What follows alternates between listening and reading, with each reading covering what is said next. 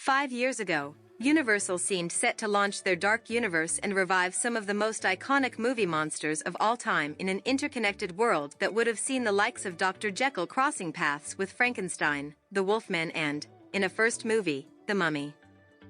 While Universal have still managed to bring their old monsters back to life in standalone movies with modern twists, the memory of the failed dark universe is still something that is remembered by The Mummy's writer-director Alex Kurtzman.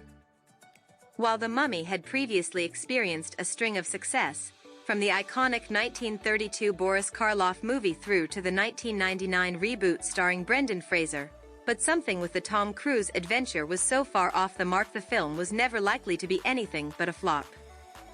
While the movie put down some groundwork for many other movies thanks to a secret society led by Henry Jekyll, played by Russell Crowe, it was to be the only time any of that would be seen on the big screen. Speaking to the playlist, Kurtzman admitted that The Mummy is his biggest failure. While the dark universe has been abandoned by Universal, the library of classic movie monsters will still see light of day, just in new and very different ways to those originally planned. In all, there are around a dozen new movies being considered in various stages of development, all based on the monsters of the 1930s and 1940s, proving that no matter how much of a failure The Mummy was, you can't keep a good monster down.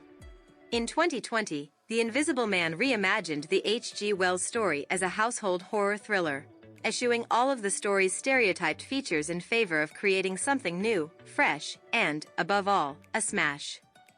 While this did not lead to any plans to restart the Dark Universe project, it did inspire a number of other gothic horror figures to have solo adventures. Universal is currently developing a new Wolfman film starring Ryan Gosling, the horror comedy Renfield, which recently concluded filming and stars Nicolas Cage as Dracula, a James Wan-produced Van Helsing film, and a possible Bride of Frankenstein project with Angelina Jolie.